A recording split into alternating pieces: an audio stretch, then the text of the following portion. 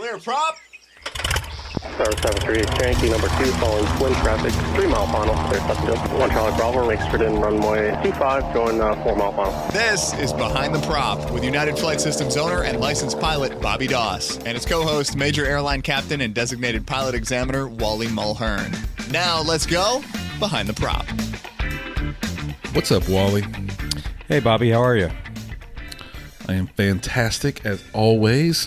This week has been a big week. We just had our big open house yesterday. Lots of people came, and this show will be released tomorrow on Monday. I talked to many people, had many people ask a bunch of different questions, and we couldn't record everything that everybody brought up, but we're going to record a show today on some timely stuff that's kind of happened.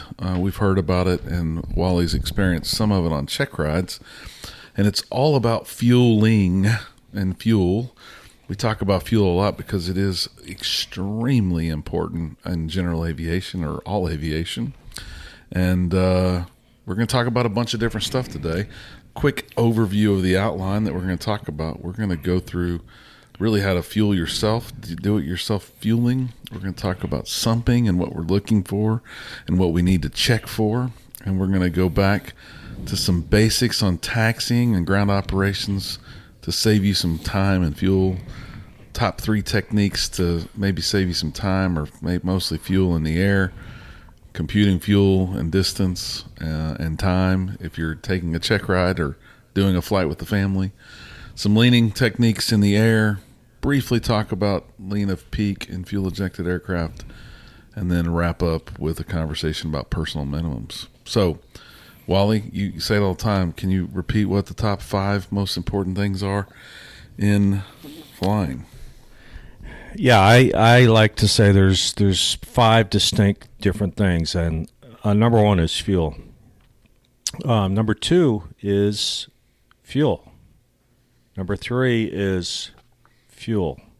Number 4 is fuel, and everybody, what is number 5? You guessed it. Fuel. Fuel is the one thing that we cannot fly without, okay? We can fly without electricity. We can fly without an engine for a little while. But if we don't have fuel, that airplane is not going to fly. We're going down. So it's pretty important. It's very important. I'm sure I've said this on the show many times, but my first time to ever fuel was all by myself in a remote location, and it was without an instructor.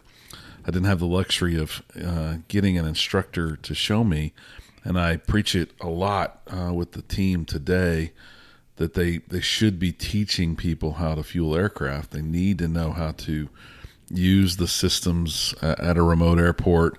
It's such a slippery slope that we don't know how to do it, that we might not do it because we don't know how to do it. We don't want to be embarrassed, and it's not that difficult.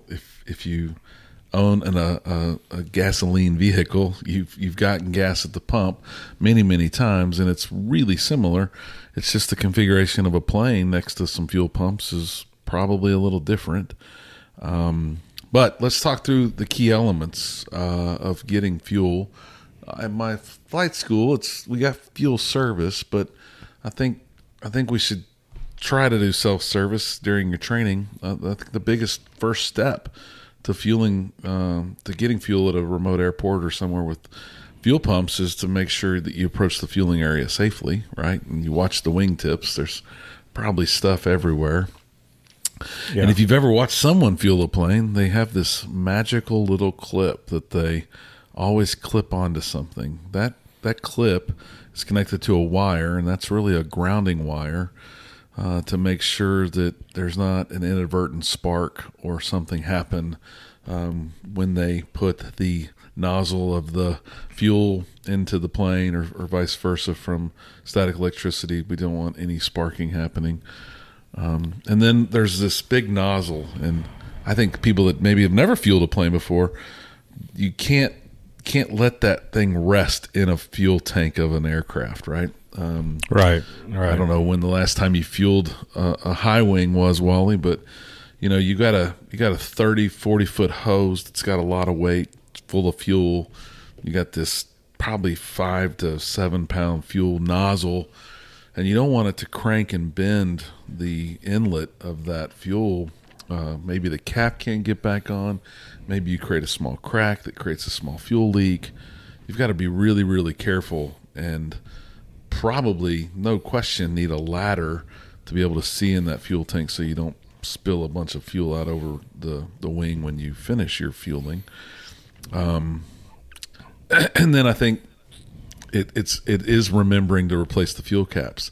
You're probably not going to have the nozzle, the hose, the fuel cap all in your hand and be able to magically pull the nozzle out, put the fuel cap back on.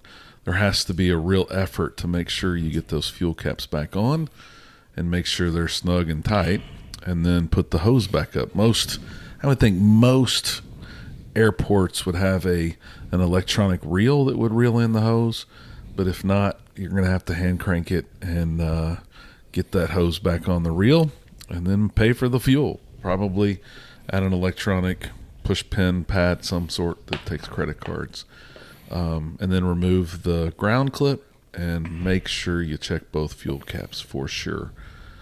What's the last thing that you should do if you ever put fuel in a plane, Wally? Yeah, well, before we want to get into that, I want to just echo what you said, Bobby. I mean, my first job in aviation was as a lineman fueling airplanes. So when I got back into general aviation, I didn't even think that this was something that I needed to teach to my daughters. But then all of a sudden I realized, well, geez, they've never done this before. So, yeah, it is something it was just kind of something that I assumed. And you know what happens when you assume. So to all the CFIs, yes, this is something that needs to be taught to your students. So please do this. I have heard horror stories of students stopping somewhere on a cross country and they needed fuel and their only option was self-serve fuel and they didn't know how to do it, so they just bypassed getting fuel and came home. And the cases I've heard of this multiple times. They've always made it home, but they came home with a whole lot less fuel in the tanks than they should have. So this is absolutely critical, really. And well, fueling, I know of a couple tragedies too where the fuel didn't get done. One story I heard, and there's an NTSB report about it, that the pilot was offered a fueling fee and said no, and because of that fueling fee, he didn't have enough fuel to come home for full service. Right. We just got to get the fuel. You got to have the fuel to be able to make your destination and then have your reserves. Yeah. And fueling a high-wing airplane can be a cumbersome operation. If you have two people, it really makes life easier. Somebody can get up on the ladder. Someone can hand them the fuel hose, and vice versa. They can hand it back down to you. But solo cross country, you're solo, so you might be doing this by yourself. So this is so critical to the CFIs, and you gotta, as you talked about the fuel fee, you got to make sure you got a credit card to pay for it, and or a debit card or whatever, because a lot of these small airports, you can't go in and pay cash or write a check or whatever. All it is a self-serve machine, just like most of us use to fill our cars up. One thing I will say about doing this is to be courteous. Just like, if I go to the local convenience store and I put gas in my car and then I decide to go in and go get a Coke and something to eat, I look around, and if there's lines of cars waiting to get up there to get filled up, I move my car to a different parking spot.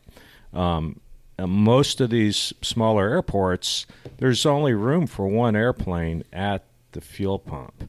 So if you fuel and then you're going to go and use the restroom and rest for a while, file a flight plan, call the weather briefer, look around, and if you got other airplanes coming in and it's a busy airport, get the airplane out of the way of the fueling, the fuel pump, and then go do your resting or whatever you need to do. But back to your original that one question. time that I did get fuel, I didn't understand why this helicopter was hovering. It was literally 3 feet off the ground watching me get fuel, and it was a really small airport, and so he was over the grass, and I was like, what is this guy doing? It was making me feel pressure, and I finished, and this lady walked out of a mobile home, and she goes, he wants you to move, is what he's waiting to get gas too. So it might not just be an airplane that's waiting. I found it very awkward that guy was sitting there with that helicopter running. So be courteous, as Wally said, for sure. Yeah. So your original question is, what now? Okay, so we filled the airplane up. We've put the hose away. We've unhooked the ground. We've got our credit card receipt. We're looking at the amount that fuel costs, and our blood pressure goes up, and it's finally settled down. So now we've put a bunch of fuel in our airplane. Now we want to make sure that we've really put fuel in the airplane. So what am I saying is we're gonna make sure we didn't just fill our airplane up with water. And in a nutshell, that's what we're doing by sumping the airplane, making sure the fuel is pretty good. What I like to do is if I am, in the scenario I gave where we're going to fill the airplane, now we're going to go into the FBO or whatever it is, we're going to use the restroom, we're going to grab a drink, we're going to file our flight plan, we're going to call the weather briefer. I like to fuel the airplane, then go do all that, and then come back and sump the tanks. Give the fuel. And I don't know how long, I don't know. I mean, somebody could probably tell me it takes 20 seconds. I don't know how long it takes if there's water in the fuel for all that to settle in the bottom of the tanks. I would suspect that it's pretty quick. But we definitely need to sump the tanks. Yep, and it's not just the water. We're looking for some impurities, right? They could have somebody could have done some heinous to that fuel pump, right? Someone could have taken the cap off the in-ground tank and dump some sugar or sand or whatever. You don't want any part of that for sure. And so you're not trusting anybody. You're not trusting it because it's an airport with a fuel tank. You're gonna challenge it in every sump and make sure there's nothing in there that's going to cause you any issues. I will tell a story about flying with my father. This would have been back in the 1960s in a Beechcraft Queen Air. We went somewhere from White Plains, New York to somewhere in upstate New York. I want to say it was Poughkeepsie, New York, but I don't really remember. But I remember this vividly. I remember the guy coming out and fueling the airplane, and after he fueled it, my father went over and he sumped the tanks. And the guy, he was an elderly gentleman, he looked at me and he said, "You know why your father's doing that?" And I looked at him and I said, "No." And he said, "Because he doesn't trust me." And for a brief time, it was very awkward. He's telling me that my father doesn't trust him. And then he looked at me and he said, "And he shouldn't trust me." That came from the fueler. He said, "And he shouldn't trust me." And then I kind of went, "Oh, okay, everything's okay." I was probably a 7-year-old at the time when this happened. So this was a long time ago. This is a long time ago.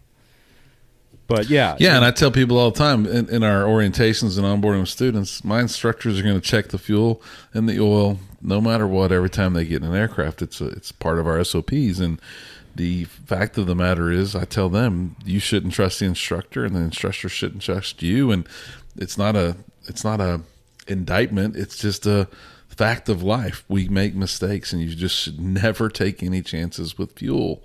And that's kind of the theme of today for sure. Yeah, absolutely. So once we've sumped it, we know we're good. I think there's some tips and tricks for on the ground, and I think I've thought this. I think Wally and I have both thought this, but we've we've never seen it written down. And I read an article on the AOPA website, which I thought was interesting, and it was really about don't leave fuel on the ground. And the thought process is, if you have room, put the fuel in your tanks. But it's also a byline of that article that says don't burn a lot of extra fuel on the ground. So you want to try to be expeditious in your ground operations for more than one reason than just the fuel. But you definitely don't want to sit on the ground and think you're using the POH amount, whatever that POH amount is for taxi, takeoff, and landing, and spend an extra 30 minutes running the aircraft and burning another 3 or 4 gallons of fuel. So I guess the tip would be expeditious. Wally, how many extra minutes do you think you spend in the cockpit with the engine running that maybe you shouldn't on your check rides? Oh, on check rides, there's a lot. And I think a lot of it may be nerves, and so the applicant wants to do that checklist maybe 17 times with me there rather than one time. I'm being a little facetious with that, but have your plan, and something. All the aircraft POHs have a set amount of fuel for taxi, but it's a function of time. How can you say, well, we're going to burn 1.4 gallons for taxi? Well, if you're located right at the departure end of the runway, an uncontrolled airport, and the engine's warm, and maybe you burn a half gallon, but you're at a busy airport with lots of traffic, and it takes you 45 minutes to get off the ground. Maybe I don't know. Maybe you're burning more. I don't know. So that number of 1.4 gallon or whatever the POH says. It's a guess. It's an educated guess by the manufacturer, and it's probably pretty close. But just keep that in mind. Yep, no doubt. So save that fuel on the ground, and then there's ways we can save fuel in the air. I can remember as a student really never being taught much about the rev knob. That'd be the mixture control in most of these single-engine aircraft. And I think leaning really anywhere where it makes sense makes a lot of sense. I think leaning on the ground when you are taxiing is a huge advantage to saving fuel and prevents some carbon buildup and maybe other issues in that engine. But leaning in the air, most POHs say at 3,000 feet, lean as needed or as appropriate, and that is probably sea level in Houston most days. Wally, would you agree? Yeah, absolutely. So it's 95 degrees in Houston, hot and humid day. I would bet pressure altitude is probably somewhere between 25 and 3,000. It's not going to take much elevation or altitude to get to a point where it's going to make sense to lean the engine as well and save some of that fuel. Right. Maybe not when you're practicing maneuvers, ground reference maneuvers at 2,500 or 3,000 feet, but again, pressure altitude. But the thought process is if I'm trying to get to Austin and I've got my family of 4 in that aircraft, I would like to land with absolutely as much fuel as I possibly can by design, not by accident, right? So I want to lean that aircraft. I think the second tip of in the air that I didn't learn till my commercial days was really economy cruise, right? Right. In most cases, economy cruise with a good lean setting will probably save you about a third of your fuel burn, and you probably lose, let's call it 5 knots of airspeed for 20% of fuel value, right? And over an hour to Austin, for me, that could be a couple of gallons. I would rather have those gallons, both for money reasons, right, to save that $12 in today's fuel prices, or to just make sure I have some if they make me go around, or there's something on the ground that prevents me from landing there and I got to go a little further or go back somewhere and come up a little shorter. So, and then I will say I had a good instructor for my multi-engine training, and he taught me to send like a commercial pilot. And a lot of it has to do with use no fuel and probably expend all that energy you have from climbing all that way up there. So if I'm at 5,500 feet, there shouldn't be no power in there, and I should be descending at a rate that uses all the energy that I've already put into the aircraft by climbing that high. So cruise descent should be calculated. You should know what you want to do, and it should be really all the energy you have in the aircraft without a lot of power, meaning not spending a lot of fuel on the way down as well. Yeah, I think Wally? Yeah, I would venture to say that most of our my private pilot applicants, their energy management is not the greatest. I remember my father telling me in our Cherokee 140 that I had as a private pilot. He said to me, "You shouldn't ever touch the flaps unless the power is at idle." You know, he's thinking, well, and you know, that's not an absolute, but you know, why are we on downwind at 2,300 RPM and putting a notch of flaps in to help slow us down? Well, why not just pull the power back, leave the flaps up? So, you know, that's kind of getting into the finer things of energy management and that sort of thing. But, you know, the other thing is health of the engine. We need to give the engine the proper amount of fuel, and just to be dumping a whole bunch of fuel in there is not really good for the engine. You know, it's like a highly trained athlete going through, you know, in a training regime. They may be eating 5, 6, 7, 8,000 calories a day. And if you know, if you and I did that, we'd look like the Goodyear blimp really quick. Yes, no question. I guess I should exercise, is what you're saying, but I hear you. I'll work on that. Yeah. So we talked about ways to save fuel. I think you need to know how much fuel you're going to burn, right? And we've talked about this a few times, but there's a distance measurement that I think that's all I thought about when I was driving cars and became a pilot. I didn't know that we only talked in the terms of time, but we have to know how far we're going and at what speed we're going to be able to go so we can calculate the time. And once we have the time, we can then make some really good calculations on how much fuel we're going to burn to travel that ultimate distance, right? Yeah. And I know there's a lot of rule of thumbs. I know you want rule of thumbs, but also want accuracy as well. What are your thoughts on how we take and calculate the fuel we need to go that time? Well, I hear all the time, you know, I'll say, okay, well, how long is it going to take us to go from here to there? And the applicant may say, it's going to take us 2 hours and 29 minutes. I go, okay, good. That sounds reasonable. And I'll say, how much fuel are we going to burn? They'll say 24.9 gallons or 25 gallons. I'll say, okay, all right. So how much fuel are we going to land with? And, you know, if we're in a Piper Warrior, they'll say we're going to land with 23 gallons. I said, okay, that sounds good. And I said, how did you come up with that fuel burn, that rate of fuel burn?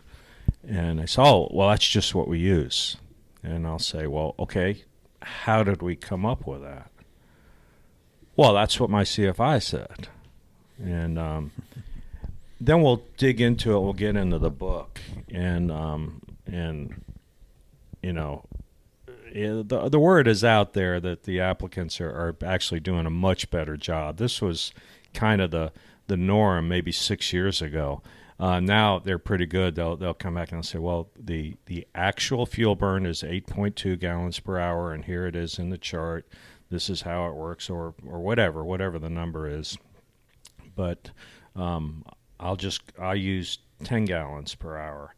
And there's pros and cons of that. That's like saying, well, I think the Happy Meal or the value meal at XYZ hamburger joint is $8.50, so I'm gonna put $10 in my pocket. That's probably a good idea. But we may get to the point where we're a little bit overweight. Okay, we're 15 pounds overweight. Can we afford to take 2 gallons of fuel off the airplane to get to where we're now 1 pound underweight? And we may get down to where we need to have the exact numbers. So we need to be able to figure that out. We need to be able to calculate it. Yeah, I'm a fan of 10 because it's good mental math. But at the same time, before we started recording, we did some POH looking, and you say Warrior, I say Cessna. But in a Cessna 172P model at 6,000 feet pressure altitude, the math is really a much smaller number. It's that cruise performance, we'll call it 2,300 RPMs. We're only burning 6.4 gallons of fuel, and that's a much smaller number than 10. If you say 10 and you take away, you say 100, you take away 36. That's more than a third over guessing, right? I think everyone's going to claim personal minimums. Well, hey, I'm doing that for my own personal minimums to pad it. Well, then maybe we can't take the dog. Maybe we can't take a passenger. Maybe we can't take that other bag. It does make sense to know the performance charts. I think all POHs after 1980, it's section 5 of your POH. You can quickly thumb through those, do some fuel calculating. There's a climb calculation chart on the page before the cruise calculation chart, and you really should just know your numbers. It's gonna make you feel more confident, and it's gonna make you a better pilot. Yeah, absolutely. I mean, and especially a commercial pilot applicant. I mean, we ought to be able to zero in on these numbers and be pretty darn close.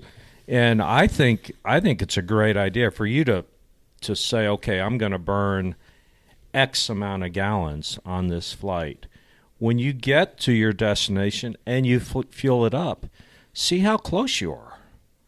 Because now that's going to give you either confidence or non-confidence in the airplane's POH. And if it's way off, you should probably start investigating. Why is it going?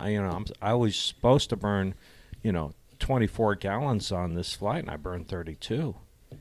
Something's not right. That's a 33%. No question. error. And I think some of the digital stuff maybe gives us too much information at times because we start to recognize that fuel burn is not equal on both sides. It's still a vented fuel system. So maybe a vent problem could be a flow problem, could be a lot of things, but we probably rarely check our non-digital aircraft to know really did we burn 5 gallons. If we had it on both in a 172, did we really burn 5 gallons out of each side when we were expecting to burn 10 gallons? And if not, that's an issue. Maybe we have a gasket on a fuel cap that's loose and we're losing fuel the other direction.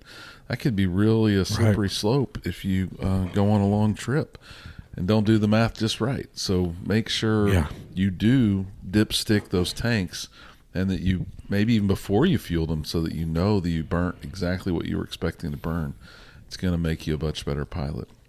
If you have a fuel injected aircraft, you might go ahead. No, as I was going to say, most of us, are probably renting airplanes, and you go out to the flight line and it's full. You go out and you fly for an hour and a half. You come back and we don't really monitor it. So if you are in a cross country, this is a really good time to monitor it. And if something seems fishy, write it up. Let the flight school know. Hey, I just went on a 2-hour flight and burned excessive fuel, and let them investigate that. No doubt. I would want to know that, so please do that for sure. I was going to say, if you're flying a fuel-injected aircraft and you have some good systems, operating your plane lean of peak is something you may want to consider. I wouldn't do it if you didn't read the POH or didn't read their manuals on how to use that feature or functionality of that aircraft if you have the right equipment. But running at lean of peak, I believe, is something Mike Bush would support, what I would call a famous aviation mechanic. and others would support running lean of peak as well, not just for the fuel burn, but for the way that it's going to help the engine perform as well. All ways to save you fuel in the air to hopefully get to your destination with as much fuel in your tanks and as much money in your wallet as possible. Wally, let's close out with some personal minimum stuff on fuel. I think everyone kind of defaults to the hour rule, right? VFR day is 30 minutes, nights 45, IFR's 45, but we all say an hour. Is that something you agree with? Yeah, it just depends. Boy, that's a tough one. I'll hear a lot of people say 30 minutes more than the minimum. So a lot of people will say hour 15 at night, an hour during the day. We're talking about VFR rules here. All I got to say is if I'm in an airplane that's, let's say, a Piper Warrior, if I'm fueling it up and I'm putting 40 gallons in the airplane, I'm having a oh my gosh moment. Having said that, I fly a 777, and landing with an hour and an hour 15 minutes worth of fuel is pretty standard. Hour and a half in that range. So I do it in a big airplane. Just know that you just keep your options open. Hey, I'm going back here, and minutes is fuel. Don't think of fuel as gallons. Think of fuel as minutes. How much fuel does my airplane hold? It holds 300 minutes worth of fuel, or whatever, 240 minutes. Think of fuel as minutes, because now we're flying long, and it's supposed to take us an hour to go from here to there. Now it took us an hour and 15. It took us 75 minutes rather than 60 minutes. Well, now we have less fuel in the tank. So just think of fuel as minutes. Yeah, that's a great tip, because it could be a point in your future where every minute counts, and hopefully we don't, any of us get to that point. But I guarantee you, if it got to that point for me, I'd like to have 30 more minutes of fuel instead of 3 more minutes of fuel. No question. There's an old saying, better to be on the ground wishing you were in the air than to be in the air wishing you were on the ground. And I'm on the ground all the time wishing I was in the air, but almost daily. But there have been a few times where I've been in the air wishing I was on the ground, and that is a really, really bad feeling. So far, I haven't had to feel that way yet, and hopefully I won't. As all of you listen to this show, we hope that you get some tips and tricks out of today's episode. As you put fuel in your plane, make sure it's clean and free of water, and stay behind the prop. Thanks for checking out the Behind the Prop podcast. Be sure to click subscribe and check us out online at BehindTheProp.com. Behind the Prop is recorded in Houston, Texas. Creator and host is Bobby Doss. Co-host is Wally Mulhern. The show is for entertainment purposes only and is not meant to replace actual flight instruction. Thanks for listening, and remember, fly safe.